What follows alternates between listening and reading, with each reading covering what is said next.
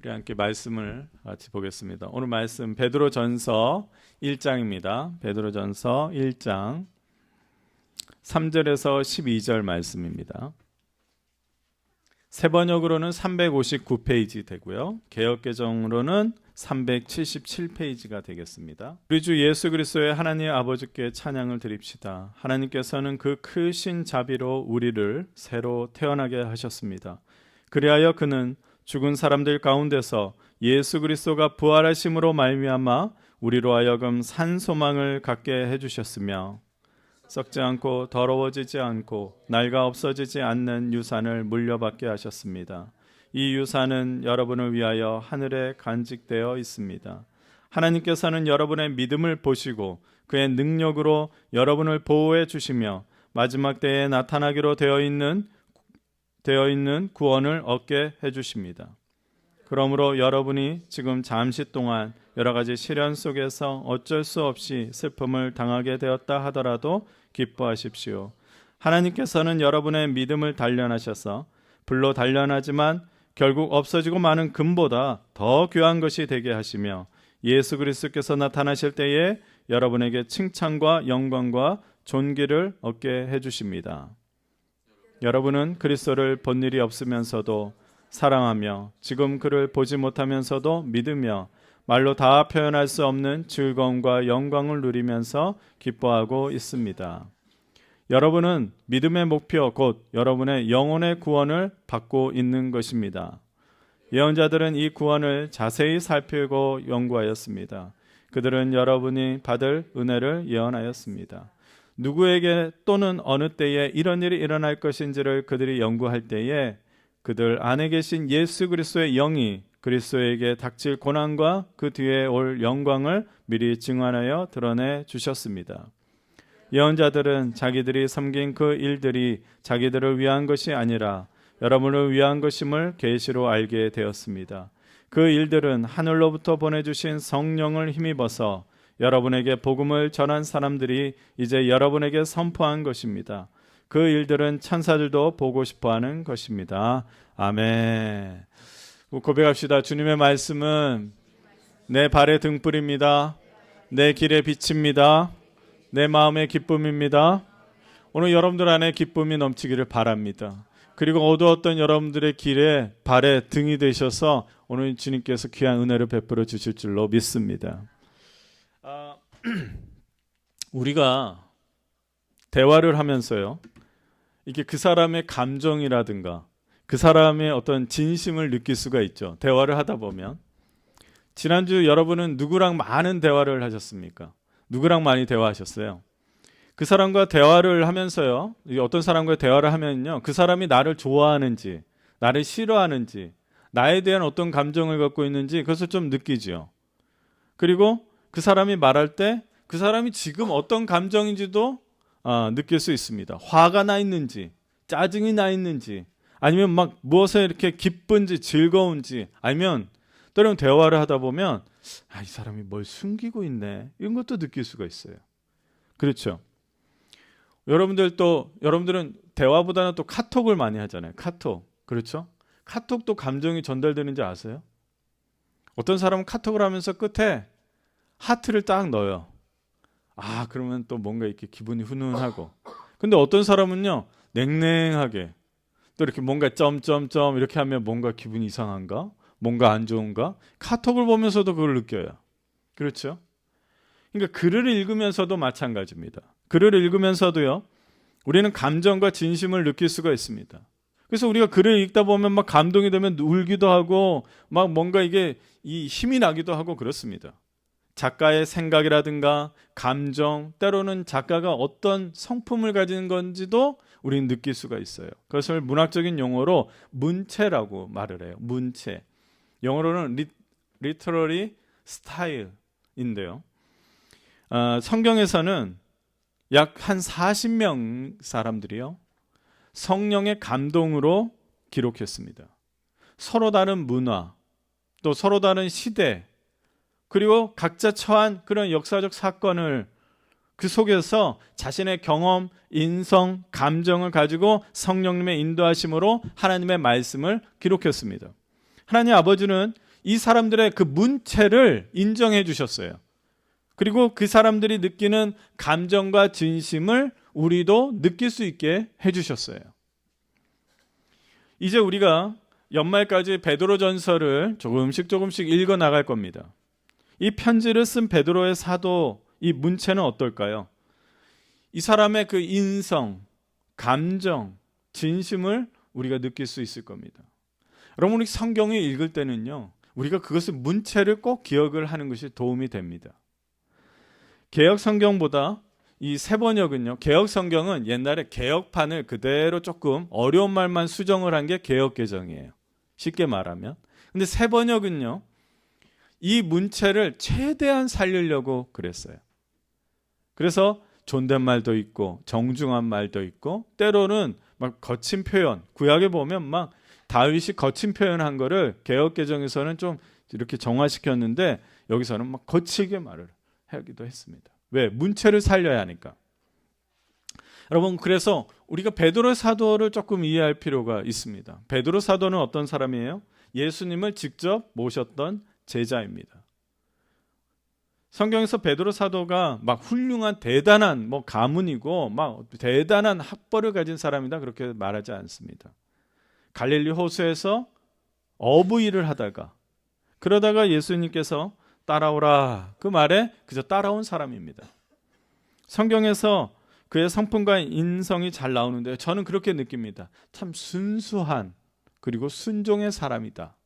어떻게 알 수 있냐면요, 전문가도 아닌 예수님이 정말로 하나도 낚지 못하는 이 베드로에게 저쪽 가서 좀 낚아보세요. 이쪽 방향으로 한번 낚아보세요. 그물을 한번 펴보세요.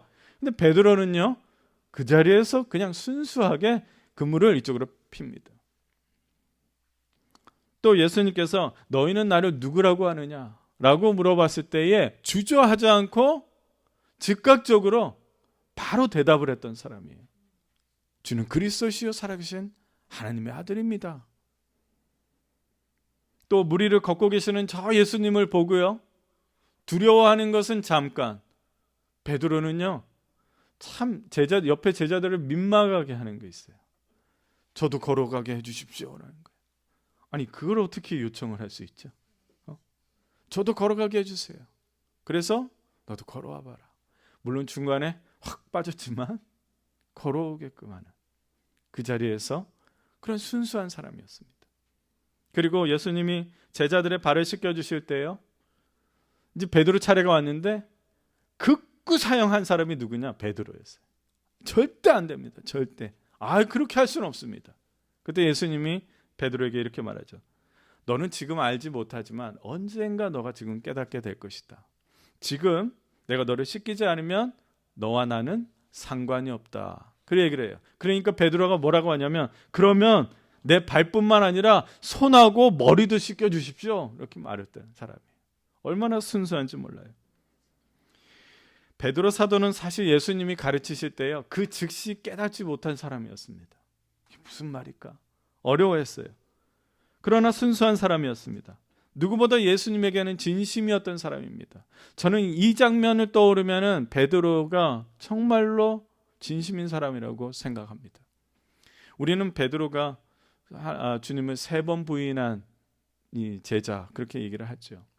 이제 마지막 만찬을 하면서 예수님이 이제 정리하면서 뭐라고 하면, 제자들아 너희가 조금 있으면 나를 버리고 다 도망갈 거야. 이렇게 얘기를 합니다. 그땐 베드로가 뭐라 그래요?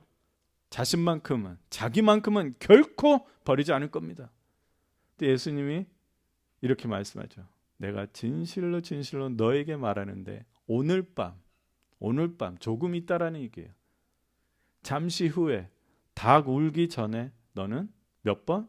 3번 나를 모른다고 할 거야. 그리고 예수님이 병사들에게 붙잡혀 갑니다. 그리고 대제사장 집으로 끌려갑니다. 큰 뜰이 있었어요. 큰 뜰에 사람들이 불을 지피고 있습니다. 예수님은 저기서 매를 맞고 있는데 누가 거기까지 찾아옵니까? 베드로였습니다. 다른 제자들은 다 도망갔는데 베드로는 거기 있어요.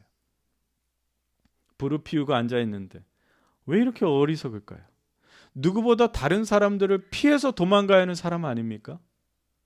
제자 중에 수제자라 그런 말을 들은 사람이었어요. 사람들이 베드로를 알아봅니다. 성경에 보니까 구체적으로 누가복음에서는 너무 드라마틱하게 기록을 잘 해놨는데 한 소녀가, 한 여자가 딱 알아봅니다. 왜냐면 깜깜한데 불을 비치니까. 그러면은 다 알아보면, 한 번에 사람들이 알아보면 그 자리를 바로 피해야 하는 것이 맞는 거 아니에요? 근데 굳이 그 자리를 계속 지키고 있어요. 아니오시다. 나는 아닙니다. 두 번째 또 알아봐요. 맞는데. 아닙니다. 그렇게 말을 해요. 근데 우리가 베드로가 예수님을 3번 모른다고 하는 그 3번 부인하는 것에 너무 초점을 맞추고 있는데요. 저는요, 베드로가 굳이 그 자리를 계속 지키는 진심을 우리는 놓쳐서는 안 된다고 생각합니다. 얼마나 두려운 자리예요. 얼마나 외로운 상황이에요. 아마 베드로는요, 예수님이 조금 전에 했던 얘기, 너가 닭이 울기 전에, 그러니까 조금 있으면 3번 부인할 거야. 그것을 말씀하는 것을 기억할 만큼의 여유가 없었던 것 같습니다. 베드로가 3번 부인한 것은 사실인 것 같아요. 마태복음, 마가복음, 누가복음, 요한복음 이 4개 복음서에 다 기록되어 있으니까. 그건 사실인 거예요.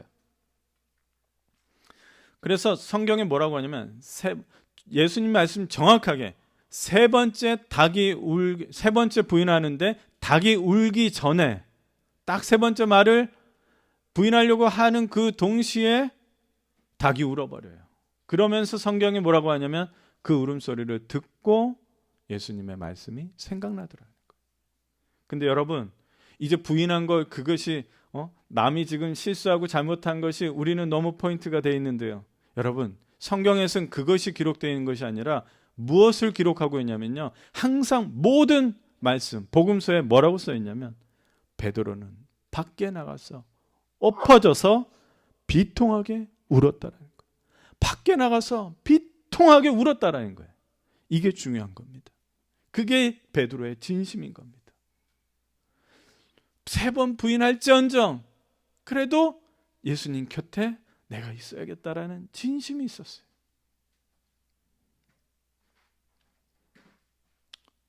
이제 예수님 부활하셔서 다시 원래대로 돌아간 베드로를 부르십니다. 12명 제자 중에 유일하게 베드로만큼은 직접 찾아가셔서 붙드시고 부탁하세요. 왜냐? 예수님은 베드로의 이 순수한 마음을 이미 알고 계셨기 때문입니다. 몇 번 물어봐요? 나를 사랑하느냐? 3번 물어봐요. 너 나를 사랑하니? 근데 대답은 똑같아요. 내가 주님을 사랑하는 줄을 당신이 아십니다. 주님이 아십니다.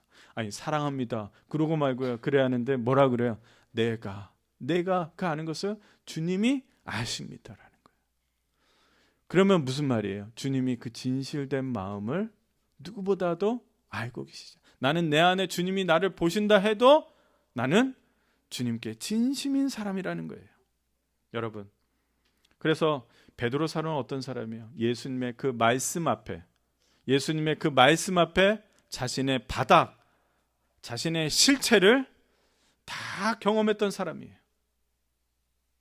베드로는 실패와 좌절을 경험했던 사람이에요.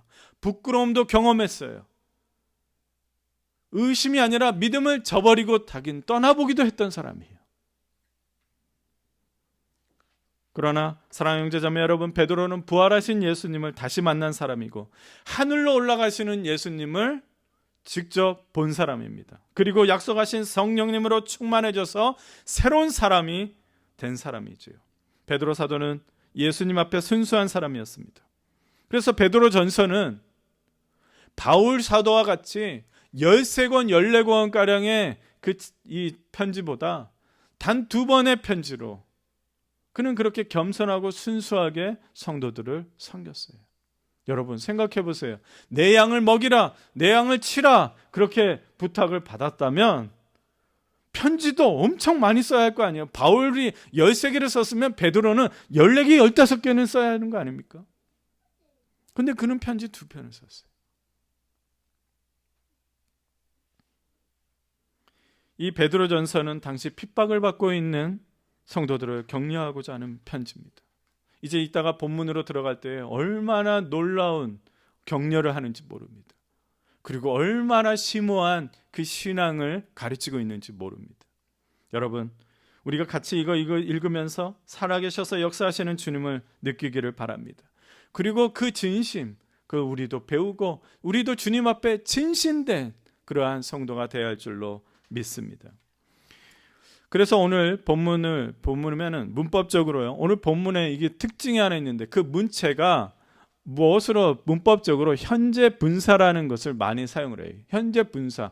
우리가 그냥 영어도 그냥 ing 붙으면 ing 현재 진행형이구나 뭐 이렇게는 이해하잖아요. 우리도 그렇게 이해할 수밖에 없어요. 우리는 헬라어를 잘 쓰질 않으니까. 근데 그 문법을 왜 쓰느냐 그것을 기억을 하면 돼요. 그 문체를 느끼기 위해서. 뭐냐? 현재 분사는 역동적이에요. 지속적이에요. 현재도 일어나고 있지만 미래부터 계속해서 멈추지 않는다라는 거예요. 그리고 지치지 않고 계속해서 움직이는 것이 바로 현재 분사인데 이 현재 분사를 사용하는 주어가 누구냐? 하나님 아버지라는 거예요. 그러니까 이 베드로 사도는 현재 분사를 사용해서 이제 힘을 주려고 하는 거예요. 그 끊임없이 지치지 않는 그 에너지를 전달하려고 하는 겁니다. 그래서 오늘 3절을 보니까 하나님께서 그 크신 자비로 우리를 이라는 표현이 있습니다. 여러분, 자비, 개역개정에는 긍휼 이런 말이 있는데요. 이게 어떤 의미가 담겨져 있냐면 단순히 그냥 선한 행위, 착한 마음, 그냥 불쌍한 사람을 이렇게 착하게 여기는 마음, 그거에서 정도가 아닙니다. 헬라어로 이 자비라는 말은 엘레로스라는 말인데 단순히 불쌍히 여기는 것을 넘어서서 적극적으로 도와주는 것을 말하는 거예요. 적극적으로 도와주는 것을. 하나님의 그 자비를 말하는데 죄로 인해서 마땅히 죽어야 할 우리를요 구원하기 위해서 적극적으로 우리에게 오신 거예요. 여러분, 우리에게 오셨어요. 우리를 찾아오셨어요. 약속을 지키셨어요. 이러한 적극적으로 오신 거예요. 그리고 거기서 멈춘 게 아니에요. 우리에게 오신 것뿐만 아니라 우리의 죄를 해결하기 위해서 십자가를 지셨습니다. 이것이 하나님의 그 크신 자비인 거예요. 자비라는 것은 그것을 그대로 두지 않는 거예요. 따라합시다. 그냥 두시지 않는다. 그냥 두시지 않는 것이 자비예요. 그냥 불쌍히 여기고 그렇게 많은 것이 아닙니다. 그것을 가만두지 않는 거예요. 저주에서 죽을 수밖에 없는 존재들을 그냥 두는 것이 아니라 그냥 두시지 않고 움직이시고 애쓰시는 것을 말하는 것입니다. 그래서 하나님께서 그 큰 자비로 우리를 어떻게 인도하셨는가 두 가지로 말씀을 하고 있는데요. 첫째로 하나님께서는 그 크신 자비로 우리를 새롭게 태어나게 하셨습니다. 따라합시다. 새롭게 태어나게 하셨다. 새롭게 태어난 우리가 산 소망을 갖게 하시고 하늘의 유산을 상속받게 하셨는데 3절 4절 우리가 함께 읽읍시다. 3절 4절 길지만 중요하니까 꼭 읽어야 돼요. 시작. 우리 주 예수 그리스도의 하나님 아버지께 찬양을 드립시다. 하나님께서는 그 크신 자비로 우리를 새롭게 태어나게 하셨습니다. 그리하여 그는 죽은 사람들 가운데서 예수 그리스도가 부활하심으로 말미암아 우리로 하여금 산 소망을 갖게 해주셨으며 썩지 않고 더러워지지 않고 나이가 없어지지 않는 유산을 물려받게 하셨습니다. 이 유산은 여러분을 위하여 하늘에 간직되어 있습니다. 여러분, 새롭게 태어난다는 그 의미를 생각해 보신 적이 있습니까? 새롭게 태어났다. 기독교에서는 흔히 거듭남이라는 말을 해요. 거듭남. 그래서 이 거듭남이 처음 시작한 말씀이 어디냐면 요한복음 3장 3절에 니고데모가 예수님을 찾아옵니다. 근데 예수님이 뭐라고 하냐면 내가 진정으로 너에게 말하는데 누구든지 다시 나지 않으면 하나님 나라를 볼 수 없다라는 거예요. 다시 나지 않는다라는 건데 그런데 지금 그 말씀과 여기 말씀은 다른 말이에요. 예수님께서 다시 태어나는 것 그리고 베드로 사도는 다시 태어나는 것이 아니라 새로 태어나는 것을 말하는 거예요. 예수님께서 말씀하신 거듭남은 건요. 저를 보세요. 거듭남. 예수님께서 다시 거듭나지 않으면 이 말은 다른 아버지로 다시 낳지 않으면 이 말이에요. 다른 아버지로 다시 낳지 않으면은 안 된다라는 말이에요. 그러니까 누구든지 다시 낳는 것으로 가지 않으면 하나님의 나라를 볼 수가 없다라는 말을 해요. 그러니까 니고데모가 이런 말을 해요. 그러면 사람이 어떻게 다시 들어갑니까? 어떻게 어머니 뱃속으로 다시 들어갑니까? 그렇게 다시 물어보는 거예요. 그런데 베드로 사도는 하나님 아버지의 자비하심으로 새로 태어나 버린 것을 의미해요. 이게 무슨 차이냐? 예수님의 거듭남은 구원을 위한 시작의 단계로 말하는 거지만 베드로 사도는 구원의 결과를 말하는 거예요. 새로 태어난 거예요. 이게 나중에 기회 되면 더 자세하게 말씀드리겠지만, 그래서 베드로 사도가 말씀하는데요, 하나님께서 그 크신 자비로 우리를 새로 태어나게 했다라는 거예요. 여기 새로 태어나게 했다, 이 말은 현재 분사예요. 이미 결과가 우리는 새로 태어났어요. 그러면서도 우리는 새로 태어나고 있습니다. 거듭난 사람들이에요. 그래서 따라합시다. 나는 새로 태어났습니다. 나는 새로 태어나고 있습니다. 지금 그것을 말하는 거예요. 멈추지 않고 지속적으로 주님 우리를 새롭게 하고 있다는 거예요. 할렐루야. 그러니까 우리는요, 이 말씀을요, 기억하셔야 돼요. 내가 거듭나지 못했나? 나는 새로 태어나지 못했나? 왜 그것을 생각하냐고. 지금 계속 진행하고 있는 거예요. 새로 태어나셨어요. 그리고 새로 태어나고 계세요. 그러면 새로 태어난 사람인 것을 어떻게 증명할까요? 내 인격과 성품이 달라져서 지금 하나도 달라진 거 없지요? 전혀 달라진 거 없죠? 여러분들의 아내를 보십시오. 여러분들의 남편을 보세요. 내 자녀를 보세요. 거듭난 것 같은데도 하나도 달라진 거 없죠? 그런데 그것을 어떻게 증명할 수 있느냐? 우리는 우리가 가진 산 소망으로 증명할 수 있는 거예요. 우리의 인격과 우리의 성품으로 증명하는 것이 아니라 우리가 가진 소망이라는 거예요. 여기서 번역상 산소망이라고 했지만 이것도 현재 분사 표현이에요. 단순히 그냥 살아있는 게 아니라 힘이 넘치고 에너지가 있고 멈추지 않고 계속해서 움직이면서 결과가 나타나는 소망인 거예요. 그래서 이 소망이라는 헬라어 단어, 여기서도 엘피스라는 말인데 엄밀히 따지면 그 약속을 이룰 거에 대한 확신을 말하는 거예요. 그러니까 이 말은 사실은 같은 뜻을 또 가지고 있는데, 그게 뭐냐면 소망이면서 믿음이라는 것을 같이 갖고 있어요. 그러니까 두 가지 의미를 가지고 있는 거죠. 우리는 산소망을 새로 태어나면서 갖게 된 거예요. 여러분, 구원받아서 새로 태어나서 여러분들 안에는요, 산소망이 가지고 있습니다. 누구 때문에? 죽음에서 부활하신 예수 그리스도 때문입니다. 우리가 하나님 아버지께서 우리를 구원하기 위해서 예수 그리스도의 죽음에서 부활하신 것을 믿으면서 우리가 세상이 가질 수 없는 소망, 확신을 갖게 됐어요. 여러분, 세상이 가질 수 없는 소망 무엇이 있습니까? 그렇죠. 우리는 하나님 곁으로 간다는 거예요. 우리는 영원히 죽지 않는 영원한 생명을 가졌다라는 거예요.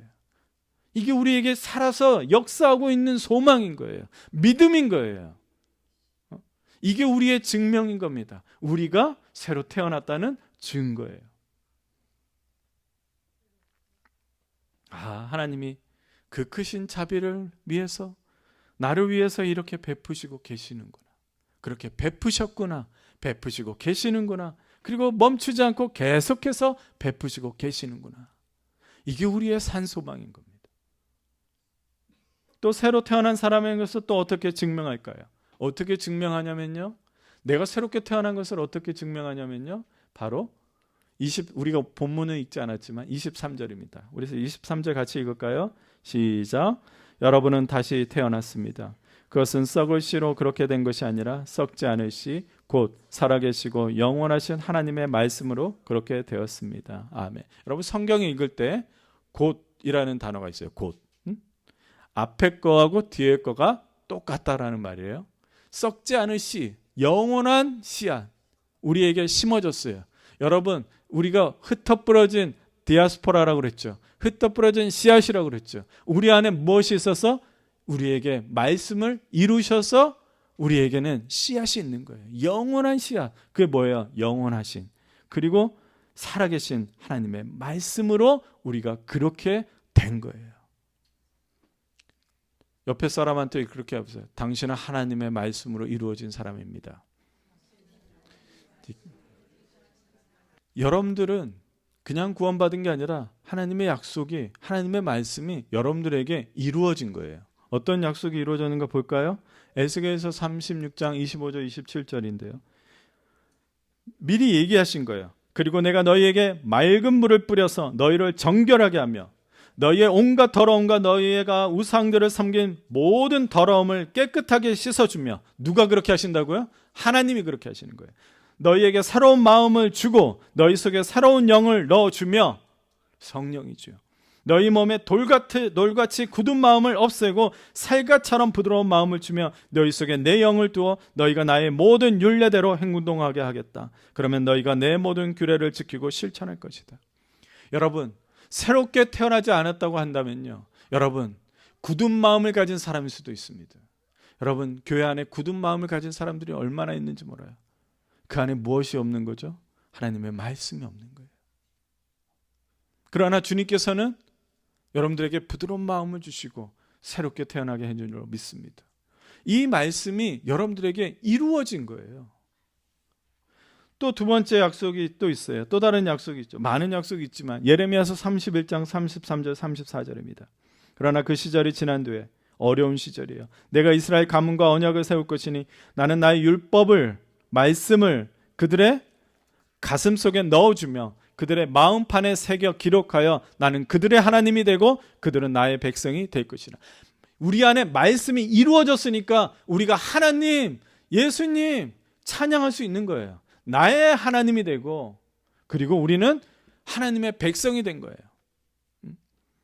이제 이 다음 말은 무슨 말인지 모르겠지만 여러분들이 이해시켜 드릴게요. 그때 이웃이나 동포끼리 서로 너는 주님을 알아라 하지 않을 것이니 이것은 작은 사람부터 큰 사람에 이르기까지 그들이 모두 나를 알 것이기 때문이다. 이제 주님을, 멀리 있는 사람, 주님을 좀 알아라. 이게 무슨 말이냐면 그 신, 멀리 있는 신에 대해서 좀 알아라. 그렇게 그렇게 말하지 않고 이제 너희가 알기 때문이다. 이 말 무슨 말이냐면 너희가 하나님을 경험하기 때문에, 너희가 하나님을 만나기 때문에, 체험하기 때문에 이제 그 이상 그 말을 하지 않는다는 거예요. 내가 그들의 허물을 용서하고 그들의 죄를 다시는 기억하지 않겠다. 우리 모두 새롭게 태어나게 된 것은 하나님 아버지의 이 약속의 말씀들이 우리 각자에게 이루어졌기 때문입니다. 23절에 살아계시고 영원하신 하나님의 말씀에서도 무엇이냐면 현재 분사가 사용이 돼요. 하나님 아버지의 약속의 말씀은 새롭게 태어난 것으로 끝난 것, 약속이 이루어진 것으로 끝난 것이 아니라 그 약속이 지속적으로 멈추지 않고 지치지 않고 우리에게 역사하고 있다는 것을 말씀한 거야. 이것이 중요한 거예요. 이런 질문할 수 있어요. 목사님, 저는 예수님을 믿지만 새롭게 태어난 것을 믿지 못하겠어요.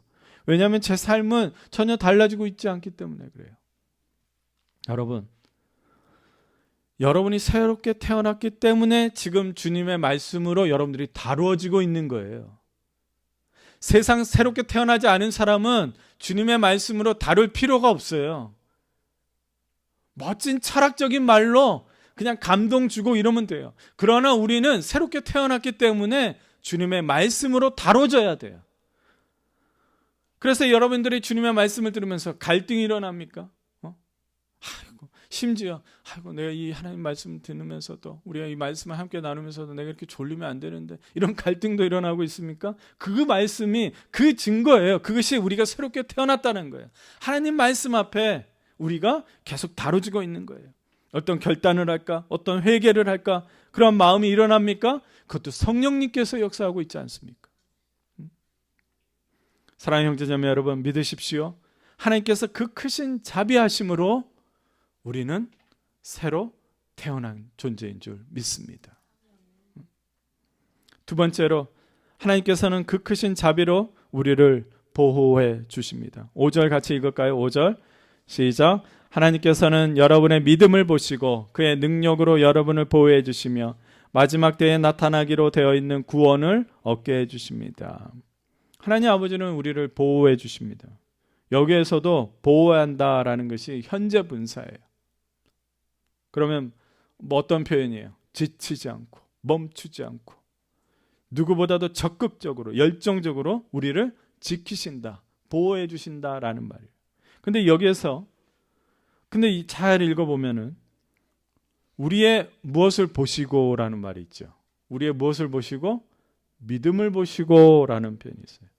그러니까 우리의 믿음을 먼저 보신 다음에 보호해 주실 것처럼 이해될 수가 있어요. 믿음이 마치 조건, 믿음이 어떤 상태인가에 따라서 우리를 보호해 줄 건가 말 건가 그렇게 이해될 수가 있어요. 그런데 이거를 올바르게 이해를 하려면요, 6절 7절이 중요해요.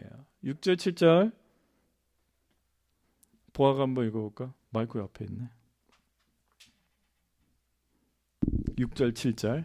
그러므로 여러분이 지금 잠시 동안 여러 가지 시련 속에서 어쩔 수 없이 슬픔을 당하게 되었다 하더라도 기뻐하십시오. 하나님께서는 여러분의 믿음을 단련하셔서 불로 단련하지만 결국 없어지고 마는 금보다 더 귀한 것이 되게 하시며 예수 그리스도께서 나타나실 때에 여러분에게 칭찬과 영광과 존귀를 얻게 해주십니다. 아멘. 여러분 6절에서 말하는 어쩔 수 없이 슬픔을 당하게 된다. 이게 무슨 일일까요? 그리스도인들이 어쩔 수 없이 슬픔을 당하게 된다. 이게 무슨 말? 그리스도인들에게 가장 슬픈 일이 뭘까요? 가장 슬픈 일. 믿음이 흔들리는 일. 믿음을 버리는 일. 더 이상 믿지 않으려고 하는 일. 믿음을 갖지 못하고 의심하는 일. 이게 믿는 자들, 그리스도인들에게 가장 슬픈 일이에요. 여러분, 베드로 사도는 실패를 아는 사람입니다. 의심하고 더 이상 믿지 않고 되돌아갔던 사람입니다.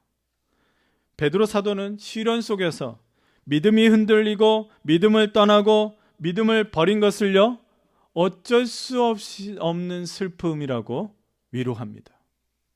그래. 개역개정에서는 잠깐 금심하게 된 일, 이렇게 또 번역을 했죠. 베드로 사도는 어떤 위로를 하고 있습니까? 막연하게 핍박과 환난 속에서 하나님께서 보호하신다는 위로를 합니까? 아니죠. 믿음이 흔들리는 일을 당하게 되더라도 기뻐하라 그런 거예요. 심지어 그 시련 속에서 의심하고 믿음 버렸어도, 또 믿음이 흔들렸어도 그래도 기뻐하라는 거예요. 왜요? 하나님 아버지께서는 핍박과 환난 속에서 믿음이 흔들리는 우리의 그 믿음을 보시고 그 믿음을 어떻게 하세요? 단련하신다는 거예요. 단련하신대요. 연약한 믿음, 흔들리는 믿음, 심지어 더 이상 믿지 않으려는 믿음, 막 이제부터 자라나고 있는 그 믿음조차도 하나님 포기하지 않으시고 단련하십니다. 이해가 되십니까?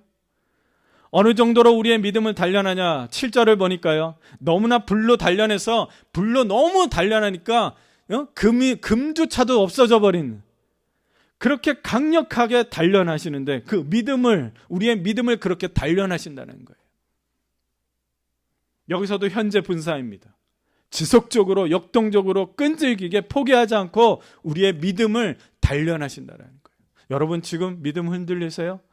믿음이 막 부족하다고 우리의 믿음이 왜 이렇게 방황하고 의심하세요? 또 때로는 믿음을 저버린 적이 있으세요? 근데 그 사람들이요, 어느 순간인게 주님 앞에 와서 예배를 드리고 있어요. 무엇 때문이죠? 주님이 그를 포기하지 않고 믿음을 단련했기 때문입니다. 그 믿음으로 예수님께서 다시 오실 때에 얻게 되는 것은 무엇이냐? 7절 끝에 보니까 그 믿음을 단련하고 있잖아요. 그 믿음 때문에 힘들었어도 우리에게 결국 돌아오는 게 뭐예요? 주님 오실 때에 칭찬과 영광과 존귀라는 거예요. 그러니까 주님은 우리의 재산을 다 몰수하더라도, 우리의 건강조차도 건드려서라도 우리의 믿음을 단련하시는 거예요. 왜? 마지막 때에 우리에게 칭찬과 영광과 존귀를 주기 위해서 그런 거예요. 주님의 의지예요. 그 크신 자비하심으로 우리를, 그래서 믿음을 단련하십니다. 세상의 많은 어려움과 유혹 때문에. 그래서 6절을 다시 볼까요? 하나님 아버지께서 우리의 믿음을 보시고 우리를 보호해 주신다는 것은 우리의 믿음이 연약해지거나 흔들리거나 식어지는 것을 보시고 우리의 믿음을 단련하시면서 보호하신다는 거예요. 만사형통이 보호가 아니에요. 우리의 믿음을 단련하시면서 우리를 무엇으로 지키는 거예요? 믿음에서 떠나는 것을 절대로 가만두지 않은 거예요. 그래서 우리를 가만두지 않은 거예요. 그냥 두시지 않는 거예요. 다시 한번, 하나님의 자비는 뭐라고요? 그냥 두시지 않는 거예요. 따라합시다. 그냥 두시지 않는다. 하나님의 은혜와 자비는 그냥 두시지 않는 것을 말하는 거예요. 여러분, 세상의 많은 어려움과 유언과 유혹 때문에 우리 믿음이 위협을 받습니다. 육체적으로 무너지고 연약해지면 또 믿음이 흔들려요. 이 건강이 나빠지면 믿음이 흔들려요. 너무나 교활하고 치밀하게 들어오는 영적인 공격이 얼마나 많은지 모릅니다. 나의 연약한 믿음으로 살아남기가 쉽지가 않아요. 금방 마음 뺏기죠. 금방 마음 상하죠. 금방 상처되죠. 별것도 아닌 것인데, 하나님 보시기에는 그거 아무것도 아닌 것인데 그것으로 내가 무너지고 믿음을 탓하고, 그렇죠. 근데 하나님 아버지는 이런 우리의 믿음의 상태를 보십니다. 하나님의 능력으로 어떻게 보호하십니까? 우리의 믿음을 단련하시면서 보호하십니다. 그것이 중요하기 때문입니다. 우리가 이 믿음의 연약한 이 상태이지만 우리가 기뻐할 수 있는 이유는 뭔지 8절 9절 마지막으로 보겠습니다. 8절 9절이 이게 무슨 말인가? 여러분은 그리스도를 본 일이 없으면서도 사랑하고 지금 그를 보지 못하면서도 믿고 말로 다 표현할 수 없는 즐거움과 영광을 누리면서 기뻐하고 있습니다. 여러분의 믿음의 목표 곧 여러분의 영혼의 구원을 받고 있는 것입니다. 받고 있다. 여기서도 현재 분사예요. 여러분, 지금 주님 한번 만나본 적 있는 사람 손 들어보세요. 본 적 있는 분 손 들어보세요. 근데 우리는 주님을 찬양하고요, 사랑한다고 고백하고요, 그리고 우리는 더 주님 앞에 나아가려고 1cm만 더 나가고 싶어하는 사람이 된 것은 왜 그렇습니까? 그것으로도 기뻐하라는 거예요. 기뻐하십시오. 여기에 있는 모든 사람 믿음은 제각각이죠. 연약하기도 하고 흔들리기도 하고 이제 막 자라고 있고 든든하게 뿌리를 내린 사람도 있는데, 그런데 모두 공통된 모습이 바로 이거예요. 믿음은 서로 다르지만 예수님 본 적도 없는데 예수님 사랑하고 믿고 찬양을 드리고 있다는 것입니다. 그리고 우리 모두 구원을 받고 있다는 겁니다. 지금 여러분들은 지금 구원을 받았고 구원을 받고 있는 것입니다. 이제 말씀을 정리하겠습니다. 여러분, 오늘 이렇게 말씀을 보면서 너무 이 베드로가 지금 전하고 싶고 위로하고 싶은 것을 여러분 하나만 기억하십시오. 역동적이고 지속적이고 포기하지 않고 계속해서 이루어지고 있다는 것입니다. 우리는 불확실한 세상 속에서 절망스러운 상황을 자주 만나지만, 그러나 하나님 아버지는 그 크신 자비로 우리를 인도하신다는 것을 믿습니다. 우리를 새로 태어나게 하셔서 살아있는 소망을 갖게 하십니다. 우리의 믿음을 단련하시고 지켜주시고 그리고 보호해 주십니다. 하나님 아버지는 그래서 완전한 구원을 향해서 우리에게 멈추지 않고 포기하지 않고 열정적으로 인도하고 계십니다. 여러분, 오늘 이 말씀을 기억하시고 내 안에서 역사하시는 주님을 더 기뻐하십시오. 연약하더라도, 믿음이 연약하더라도, 흔들리더라도, 의심하더라도 여러분 기뻐하십시오. 주님이 여러분들을 보호하십니다. 그냥 두시지 않습니다. 당신의 귀한 자비하심으로. 기도하겠습니다. 사랑이 많으신 하나님 아버지, 오늘도 우리에게 귀한 말씀을 주시니 감사합니다. 우리가 새롭게 태어난 것도, 또 우리를 그 크신 자비로 보호해 주시는 것도, 또 연약한 믿음일지라도 정말 세밀하게 우리를 포기하지 않으시고 믿음을 단련하시는 것도 우리가 말씀을 받습니다. 그래서 우리는 기뻐하고 싶습니다. 주님, 우리가 다시 한번 주님을 향하여서 정말로 이 흔들리지 않고 굳건한 반석 위에서 믿음 생활, 주님을 바라보는 생활을 할 수 있도록 주여 인도하여 주시옵소서. 예수님의 이름으로 기도드립니다. 아멘.